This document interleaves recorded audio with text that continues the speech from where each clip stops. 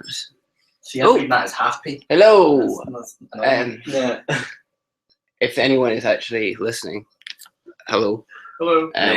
Someone will need to watch out for Rob coming back with beer, because if I'm doing this, that's going to be awkward. Cool. Well, as an introduction, since it's now being recorded, I should probably get formaldehyde on a little bit. That'd be good.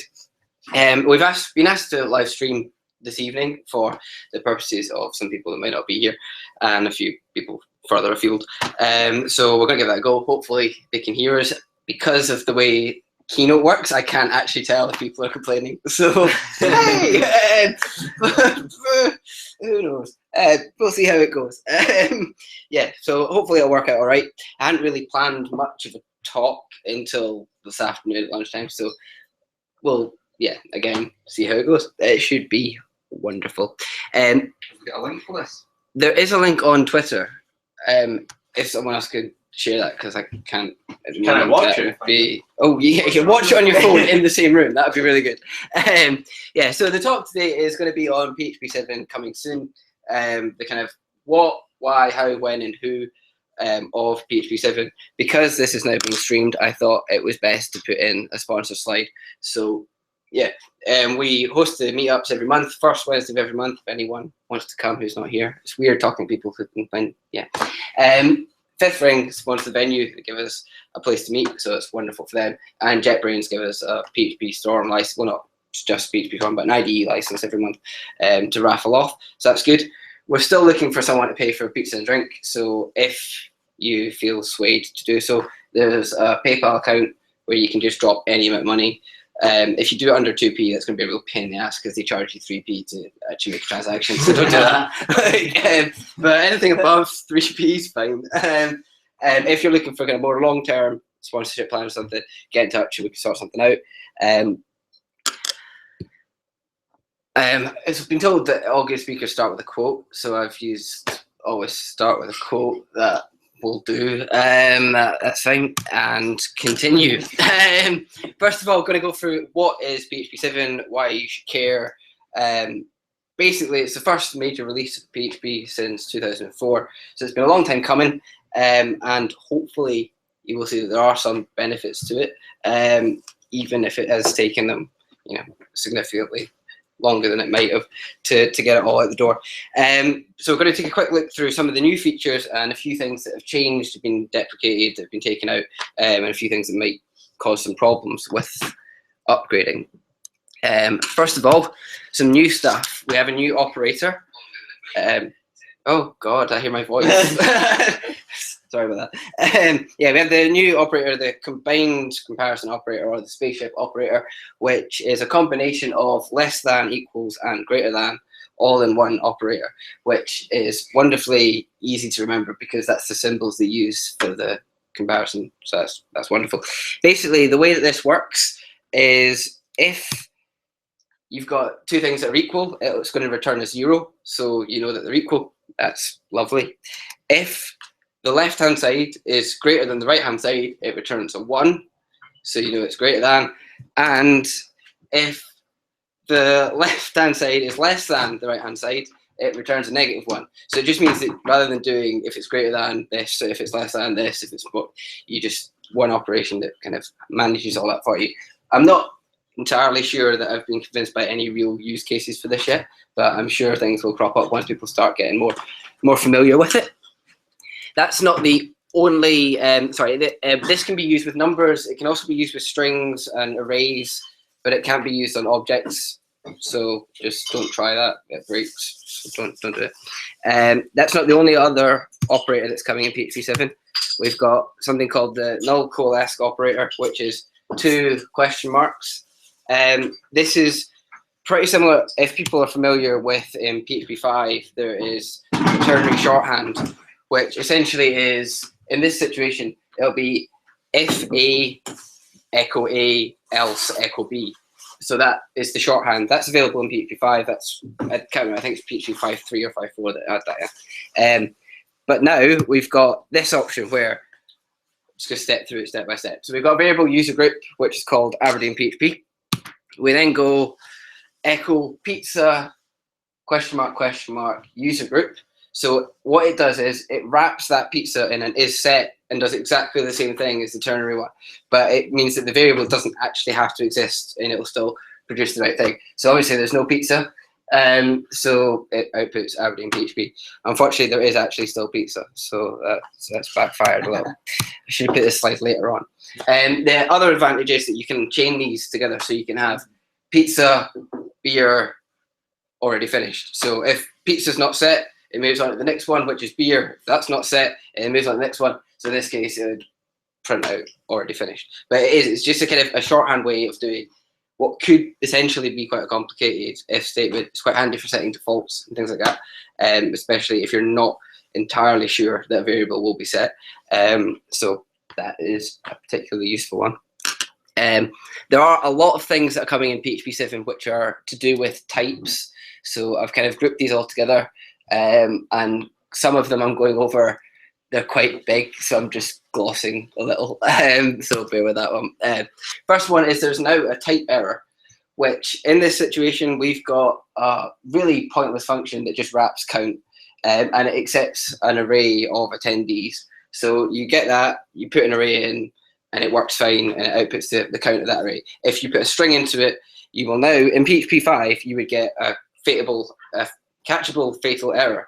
So you'd have to catch that error and it'd be a fatal error, but you wouldn't necessarily know exactly what it was without doing a bit of debugging. In PHP7, you get an uncaught type error. So that means that you can catch type errors specifically, and you can handle that more appropriately than you would have if you just get fatal error and you freak out. Whereas this way, it'll tell you it's a type error. You know specifically something of the wrong type has been passed in. You can, handle that and die a little bit more gracefully. Sorry, just interrupt.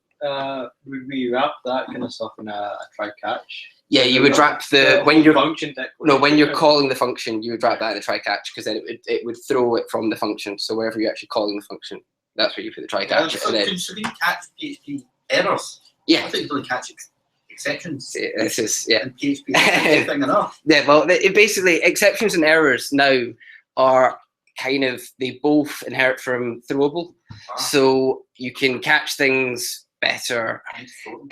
This is one of the things that it's quite heavy going, so I thought for the case of trying to keep this quite succinct, I would just put a link to this guy called Davey Shafik, who has done a really good article on it, and he goes through full details of everything about throwable and catching exceptions and errors and handling them properly. So that's a really good link. It's at the end of the slides as well, which I'll leave up for a while so people can have a look at. But yeah, it's much better than I could say in the time frame we've got. So that's type errors. The next bit is we've got some type hints. Obviously PHP has had type hints for a while, so you can say this function accepts a class of type user, and then it requires that function, when it's called, is given a user class. They've added scalar type hints, so you can now say a function requires an integer, or a function requires a string, or a float, or a boolean. The way that this works by default is if where it says an integer max, this is again trivial, like totally trivial examples, but where it says an integer is required maximum, if you put a string of 1, that will cast that to an integer and it'll handle it appropriately.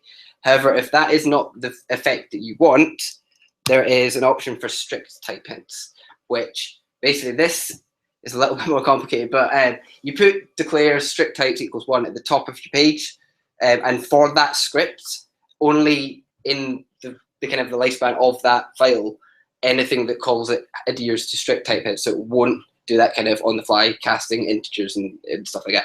So you get a little bit more consistency. It doesn't affect like libraries, so if you're using a library and they don't require that, it doesn't break things, so it makes it a little bit more controlled.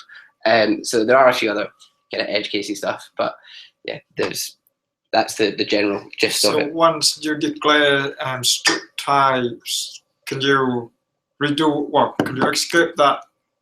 It's in the one file. There was a thing in RFC about kind of letting you not parameterize, but kind of have a start and stop of it. But as far as I'm aware, that's not been included in the release. I think they decided that just doing it in one file. I might be wrong on that one. Does that affect including files in the script? No, it's just the script file itself. So if you include other things, it's just that file. that like physical file. It's not things that are extended from it. It's not. Yeah. What about So, things that call it? things that call it, it depends on whether they call the file or if it's a class in the file. Right. Like if it's a class in the file and you call that, it won't have much of a text. But if you're actually including that file in something else for the lifetime of that file, it will have strict typing on it. So it's on any functions that are called in that file will have the strict typing set on it. More type stuff. This one is, to be honest, one of my favorite features. I love this. It's awesome.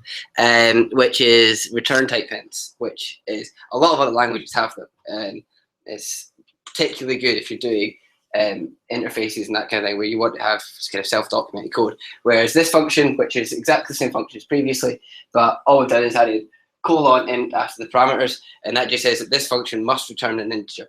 If it doesn't return an integer, it's going to fail. So it needs to return an integer, which means if you're doing an interface, you say return in or return, you can use a class name, so you can say return user, it has to return a user, which gives you that little bit more kind of confidence that if you're doing something that kind of works on repositories or models and that kind of thing, and you're gathering a collection of things, you have the kind of assurance that you're always getting an array back.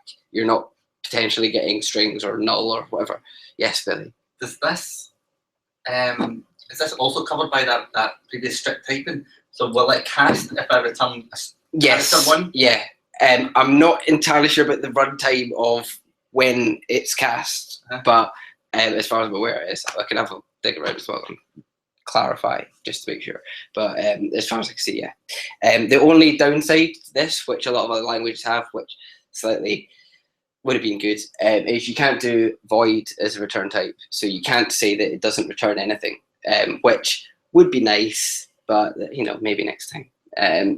For now, it's a step forward. It's just kind of gives you a little bit more security. If you don't return anything, it's Why would an you implicit void, right? Well, yeah, if you don't return anything, it's implicit, but you can make it through an error if you return something in the statement that's void.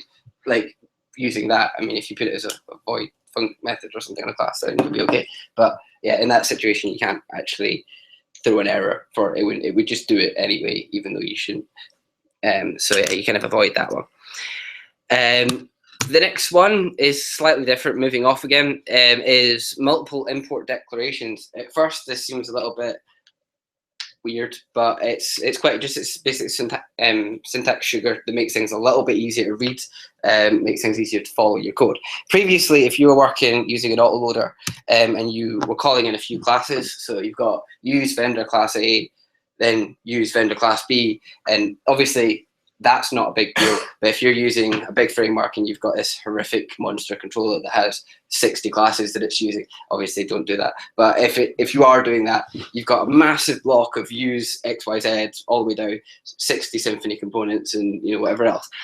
So in PHP7, there is a nice way of doing that where you can use curly brackets. So you can say use vendor curly brackets and say class A, comma, class B, and it just inherits the namespace. So it's exactly the same thing, but it means that you've got, when you look at it, it's much more readable. You don't have this huge dot block at the top of your class. It's it just makes it a little bit easier to scan. I'd say it doesn't actually change the way anything works, so that's not too much of a problem. Another one of the goodies is anonymous classes, which are cool. There's lots of reasons they're cool. I'll give you an example of how to make an anonymous class. If people use like other languages, it's probably a fairly familiar idea, where these are throwaway classes. So you can assign a class to a variable, and you can give it some functions, and that variable can then be called, and you can call that function on the class. But it only exists as long as that variable exists. Once that variable is gone, it's gone. It's no longer used. That doesn't seem like a great thing at first when you first think about it, but it means that you can make a class without needing to go through any auto loading. You don't need to go through including files or including, like, you can just make something there, and then when you need it, throw it away afterwards. You don't care, which is particularly good when you're doing testing and you want to mock something out. You don't necessarily want to have 70 files of, if it's a fairly simple thing, you don't necessarily want to have auto loading to include all these files just for mock stuff, whereas you can just mock them out and throw them into whatever function they need to be going into, and it saves a little bit of time there. So that's going to be pretty cool. That's one of the things I quite like about it as well. So as a brief overview of the new and the shiny, we've got a combined comparison operator, local less, type hints, type hints, all the good type hints, wonderful. Multiple import declarations, anonymous classes, and then there's two ones that I didn't have time to write slides for. So yeah, cool. I'll talk about that anyway. Yeah. So we've got capture method on method calls on non-objects. Like, I mean, if you've used most CMSs, particularly, tend to throw this one up every now and then. Not mentioning any names, but WordPress. If you call a method on an array, it just freaks out if they breaks. You can now catch that error, and you can gracefully try and salvage the situation a little bit. Obviously, if you want to learn more about that and the kind of intricacies and details of it, there's plenty of resources online that will help you out with that.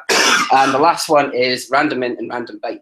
These are pseudo-random, cryptographically secure pseudo-random number generators. So apparently they're more secure. To be honest, the cryptography of it is way over my head. Like, it's beyond what I can get my head around.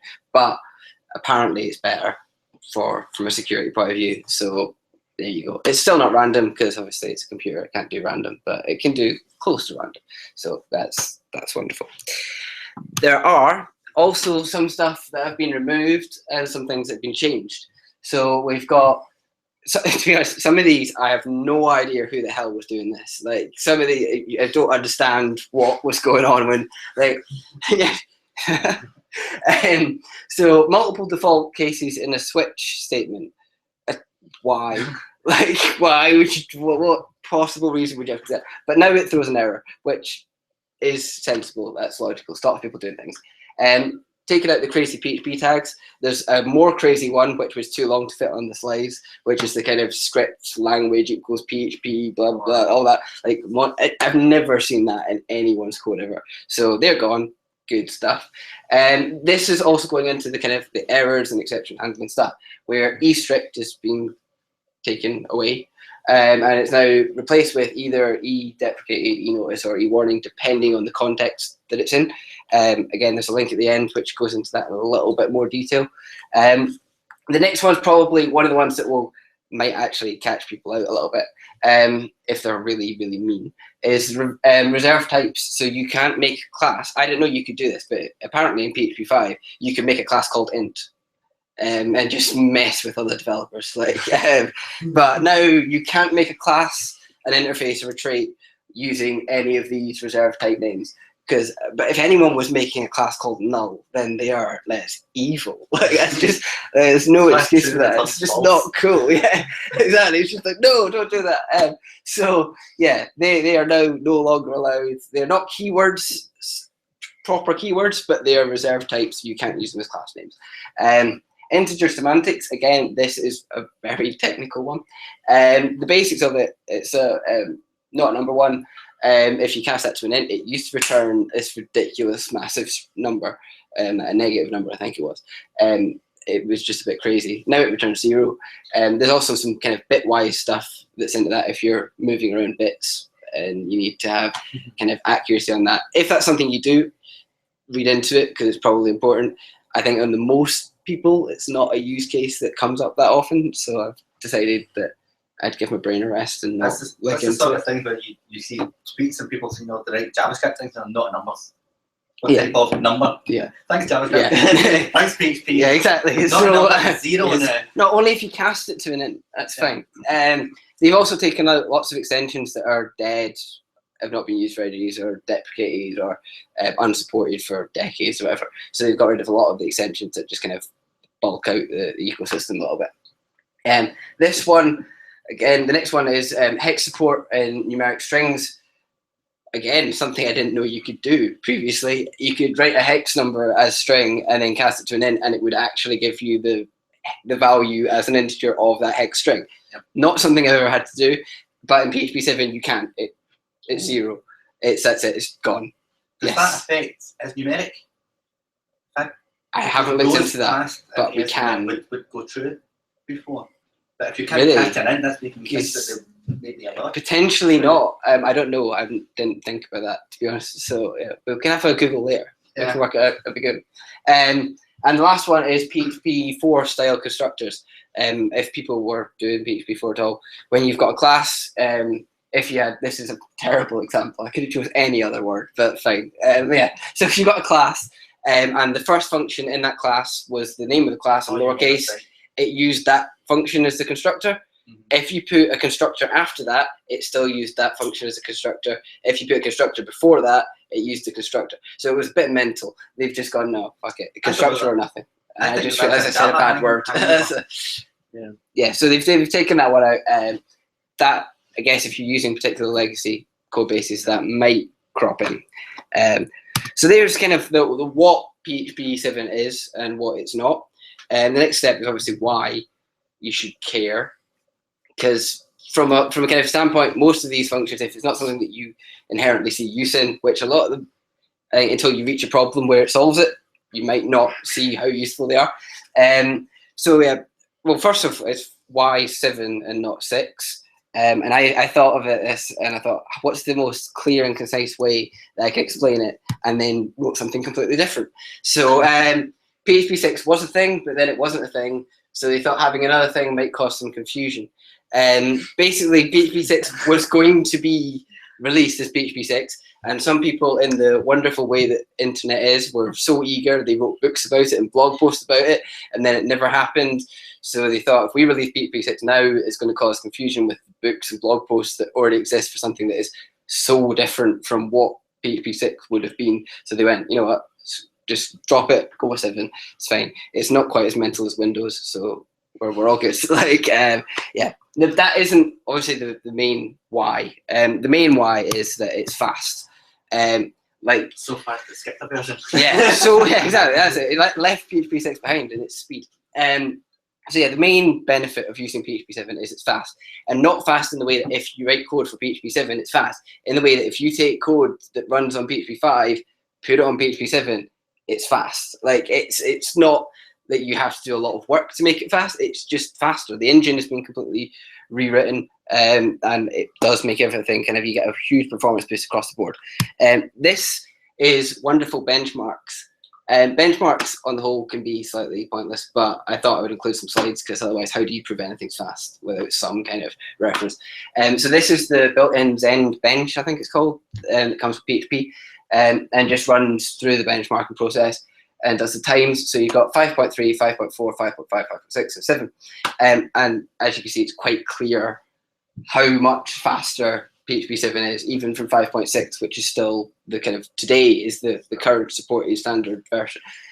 So the jump down is quite significant. Obviously, that's using a benchmark that comes bundled with PHP, so it's not a wonderfully accurate representation of real world use. The makers of PHP. Yeah. So there's more details on the benchmarking there, and some kind of caveats and details about how the benchmarking process works on Lorna Jane's website, who I did not steal much content from. No, I'm lying, I took everything. That's it. The next one is a real world example, the wonderful WordPress 4.11. So it's WordPress. It's basically, this is 20 concurrent connections to a WordPress site, all going to the homepage of WordPress, and this is how many requests a second the server can handle. Here you can see obviously 5.6 has got 270. As soon as you upgrade to PHP7, which WordPress runs on fine, by the way, except from potentially third-party plugins might cause some problems, but WordPress core runs on it fine. You do that and it doubles the amount of requests a second you can handle, which puts us in the realms of HHVM. So that's obviously always been kind of, HHVM looks down its nose at PHP because it's slow and clumsy, but we're getting there in terms of kind of competing with it. I've also got an example of Drupal 8, which this one suggests that it's faster than HHVM. I'm not entirely convinced about how that benchmark's been worked out, but that's by the by. It's just to prove that across the board, everything PHP7 is faster than the other versions of PHP6. I would be inclined to say just ignore the HHVM comparison, because it's probably a little bit more skewed than it could otherwise be. So that's why you should upgrade. The next bit obviously is, how do you upgrade? It's not the easiest thing at the moment, because it's not fully released. So you need to kind of look around it and try and work out the best way for you to do it. At the moment, you shouldn't really be deploying it to production. So don't upgrade on like production servers. That's a terrible idea.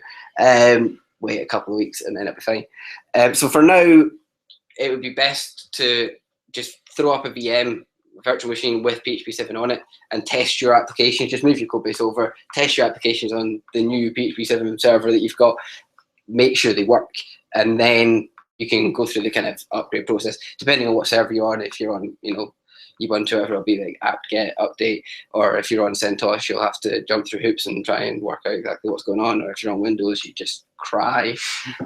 So yeah, there's various different, depending on your server situation. Again, wonderful Laura Jane, who has got lots of information on her website about PHP7, which is useful, has said that this is the easiest upgrade yet. That's from the point of coming from 5.5 or 5.6. If anyone has ever done the 5.3 to 5.4 upgrade, that can be a nightmare. So comparatively, yeah, it's really, really straightforward. It's a really it's a good step forward in making these things a little bit more streamlined. There are, however, some kind of caveats on that process being easy. They will be, if you've got a smaller code base, then yeah, the upgrade's probably going to be fine because less things to go wrong, less code, less problems. That's generally the case anyway. The next one might be slightly surprising, is that older code bases are more likely to be fine as well. That's because the majority of the changes are enhancements rather than removing things. So if you've got something that was written in PHP4 which runs on PHP 5.5 at the moment, everything that is gone was deprecated in 5.5, so we'd be throwing warnings and errors. So the upgrade process is fairly smooth. The only thing to be aware of, obviously, is the constructors. If you're using Pp4 style constructors, be aware of that and take them out, because to us it's confusing anyway.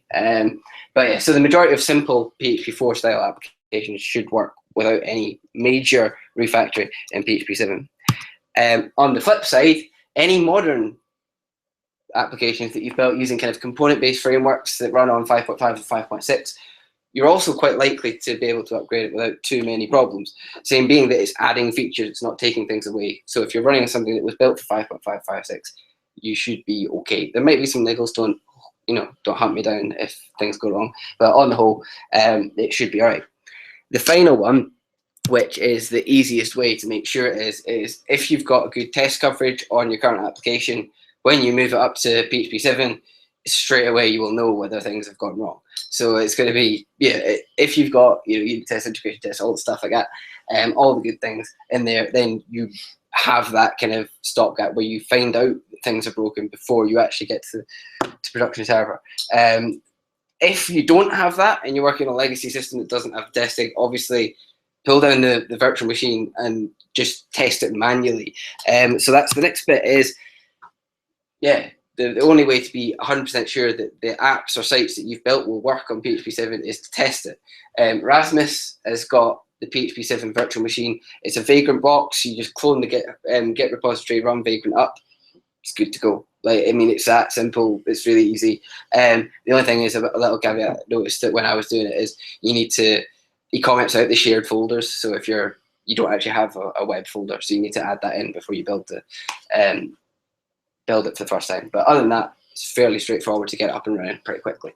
So you can go on GitHub. There's detailed instructions if you're wanting to do it the easy way, or if you're wanting to make your own build of PHP7, or if you want to pull down the latest version of PHP7 after a new release candidate's been pulled up. So yeah, it's there, it's available, it's supported, and it's a really good way of testing your applications. Whether that's with actual tests or whether that's just loading them up in a browser, does it work? Yes or no, whatever you are able to do, that's a really good way of getting around it. The last bit is when. The answer to that is now, kinda, and very soon. So PHP7 release candidate 6 was released on the 29th, which was last week. So 29th of October, that is the release candidate 6, which obviously release candidates previously have have gone out, and this is the kind of the most up-to-date version of PHP7 that's available.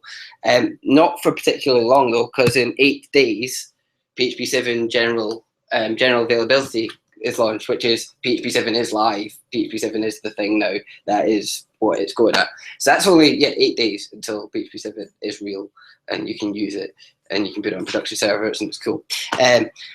Then obviously there does come the slight difficulty of who can you use PHP7 with. If you're using shared hosting, sorry. Basically, like shared hosting notoriously up and down on whether they support PHP upgrades and whether they don't. Some of them are still running 5.3. Some of them, I'm sure, are probably running older than that. But yeah, it's just finding a hosting provider that you can actually run PHP7 on. Might be a bit challenging at first, but there is some promising starts. Phil Sturgeon put together a website called phpversion.info, which is it's based off a GitHub repo. You can send in pull requests, and it's all hosting providers and what version of PHP they support. And there's already a tag for it for PHP7, which has, I think, about 6 hosting providers that support the release candidates for PHP7 already, which is very promising considering when it comes out next week, if they're supporting release candidates, they're bound to upgrade to actually supporting the full version of PHP. So that, yeah, it's promising. It's a good place to kind of keep an eye on. If you're on a hosting provider and you notice that it's not listed, just set up a pull request. Just do it, because then there's going to be other people who are in a similar position who you can help. You can give that information out to. It's going to be updated because obviously it's done through GitHub.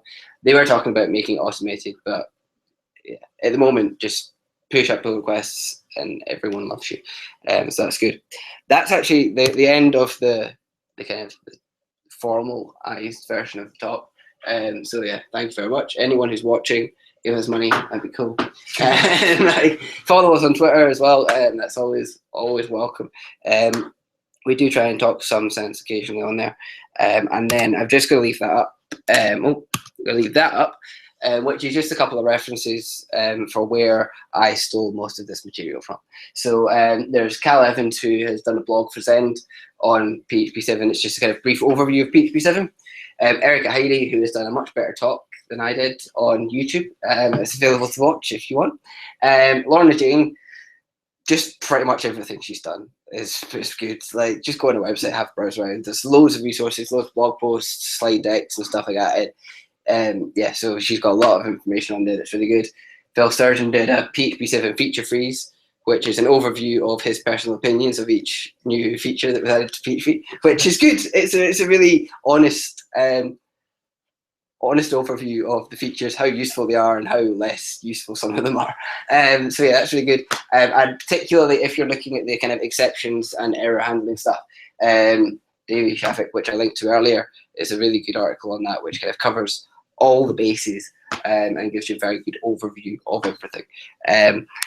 I now have to work out how I find out if there's people on the Hangouts. So bear with me for a minute. Right. Cool. I fear it's going to be anticlimactic. Potentially, yes. Right. We have one viewer. Woo! Yeah, who's viewing? Like, who in this room is viewing? That's fine then. If there's no one actually watching. Oh, are they? People are watching. Oh God, didn't even notice that. Got an appearance fee next. Pardon? You'll want an appearance fee next. Yeah, likely. Yeah. So, is there anything in particular? I'll put that back on. Well, so you don't see my ridiculous notes that I've left on the just random sprawlings of things. To be honest, that one was just copy and pasted from another slide, so it's completely irrelevant anyway. Is there anything that people wanted to chip in? Is there anything that people think they're particularly interested in or excited about or want to know more about? Or I want to talk about the double equals operator. Yeah. What is double question mark? Double question mark, yeah. Double equals, yeah. So you mentioned the old ternary shorthand, yeah, which I've used a ton. Yeah. However, ternary longhand chaining can have mental results. It doesn't work in the way you think it's going to work. Yeah. These double question marks, does that properly working the way you think so it's going to be? Is this keep moving? From what I've tested, and that's literally just putting up a PHP7 VM and battering some scripts into index.php. Like, I mean, like I've tested it. Like, I've been playing around with the things that were in the slides today just to make sure that I'm not talking total rubbish. I'm aware that some of it might be slightly off, but on the whole, yeah. So I tested. Oh, go back. I'll have Keynote. Yeah. So I tested it in that kind of situation where it is chained and it. That is an accurate. That's what it did. So it stepped through properly. I'm not entirely sure if at what point you can push it to break. But so it's only checking is set, or is it checking for null values, or? Well, is set does check for null as well. So it's using the is set function. Basically, it's just if is set, then that variable. If piece is empty, that'll return an empty. No, because if it's an empty string, then it would, because is set would return an empty string. Yeah. But yeah, if it's false or null or undefined, basically, I think it'll go to it. Whatever the ruling is for is set, it basically just wraps the pizza variable in is set. If that comes to true or false, then it will return. If it comes to true, it returns that that option. So it's something that you could do longhand quite easily, and it's not I quite like that that much of a pain, but it's just quicker. Pizza is set and holds the value false, that'll return false, even though that's the first thing in the chain, and that's quite cool. And then then you would move on to. I didn't actually test that one. We've got the VM booted up anyway. We can have to play around with it and make sure we break things. That'd be good. That's the sort of thing you're going to see, like tons of things that are, 1,000 character long lines, and it's just this. I'm just waiting for in a couple of months when I open up a WordPress template and I've just got 3 of them in it. I'm like, yeah, cool. But yeah, it's bound to happen. That's going to. I mean, that's quite handy when you get rid of a bunch of nesting. Well, yeah, it's just that it's mainly the nesting that's quite handy. It's also very useful for defaults. So if you're using kind of multiple arguments where you can't guarantee what's going to be there. Yes, can you use that to set another variable? So instead of that echo, could I do? Yeah, no, yeah, you can do. Yeah, you can do this or this or this. Yeah, or this. Yeah, you could do whatever it equals. That the echo was just so that I could say what the output was, because otherwise it's a little bit convoluted to explain what the output is. So I just put echo. That'll do it. So yeah, you could do that. I'm not sure what would happen if you put it with much else that's too complicated, because I've not really tested it too much. But yeah, if you set it to a variable, it just returns that variable. So that's fine. Can you put comparisons in there? So can I put like the return of A is greater than B? Yeah. So if you went, so if you do the A is greater than B as one of those options, if that's false, then that will false. It'll move on to the next one. So it's just each of these boxes a comparison, but it's using is set. Mm-hmm. So if you go A is greater than B, it'll just is set A is greater than B. If that returns a value, then it's set, so it will say true and it'll return that value. Whereas if either of those isn't set, then it will fail and it will return skip on to the next one. So yeah, you can do each of those boxes a comparison. I've just used a very simple example. I'm surprised by how I expected you to be coming up with a lot of stuff that's changed. A huge amount of lists. Like, I'm surprised. This isn't everything. There are other things, but some of them are like, especially with the underlying engine. The thing that basically the main changes are the thing where the speed comes from. To get that speed increase, they have changed a lot, but it is kind of under the hood stuff that most of us don't really need to worry too much about. Do you know where they're going with it? They said, like, we've got a plan here that we get the engine sorted out, and then we're going to be adding more and more of this and anything like that. Well, there's an RFC process which is continually updated. There are a few things. Someone set up an RFC for voids return types already, which ace. I would love that. So they're penciling in for 7.1 version, 7.2 version, that kind of thing. So it is going to be evolving still, and more features will be added in. There's some of these ones that were put in caused a lot of conflict for some various reasons that I didn't pay enough attention or care enough to follow in that much detail.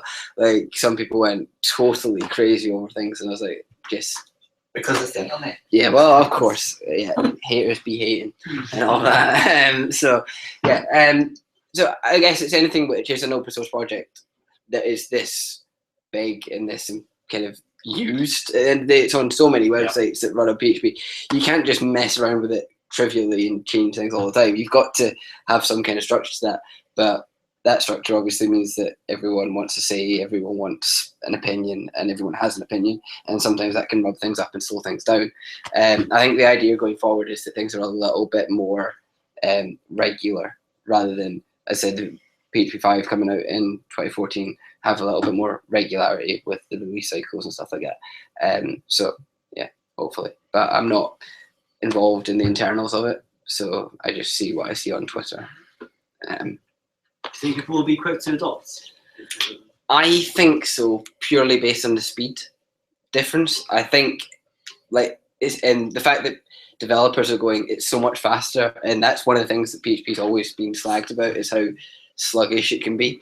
And with things like the last one, where was it? The PHP kind of the list, the site of these PHP info. If people are actually going, right, okay, this hosting provider can give me this, you can. The chances are people, exactly. There is an actual use case for businesses and hosting providers to go, okay, well, we will make this upgrade easier for you because we're more likely to get your money. Like, it's so much will depend on the security. I mean, that is the security that pushes hosting providers, in my opinion. As soon as you get into any sort of compliance, especially any kind of commerce stuff, that's what becomes the factor on when they choose to upgrade. Yeah, I mean, I think from a security point of view, it's probably on, I would say, edging towards more secure. In particular, there's a few features that have been added, but yeah, exactly. It's tested in isolation at the moment. It's not tested in the kind of millions of websites run on it, and it could be hacked at any point. It's difficult when you're testing it in isolation. There's already some of them will ship your WordPress from now. Yeah, well, straight away. But and also at the end of the day, there's a lot of hosting providers that do run 5.3, which is not supported, does not get bug fixes, does not get security patches. So if they're running that, that's more of a security risk than an active project, which is getting bug fixes, is getting security patches. So there's that argument as well. All the ones that it's already patched all of those, and now is patching the ones beyond that.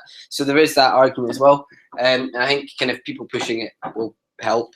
The fact developers want to be able to just throw a quick site together with PHP and it not to be painful.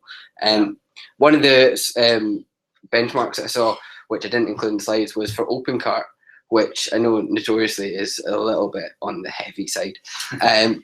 And when you look at sites like that, the jump in speed isn't quite as astronomical as for WordPress. That's the code. But it's a big system. It does a lot of stuff. It's quite a heavy going application, so it needs to make sure that everything is dots, i's, and across the Imagine a Magento t's. site actually putting a page on a screen in less than a second. That would be like ridiculous. Yeah, that is ridiculous. How many you had? It's fine. Just turn on all the caching. I saw it. I think was it the craft guys that a thing where they run craft on PHP7, and they were doing it as a comparison to other CMSs. Yeah. But then the craft on PHP7 was already stupidly fast and everything, but then it was screaming. We've got no viewers now, so I'm going to turn this off. I guess that's cool. Hey.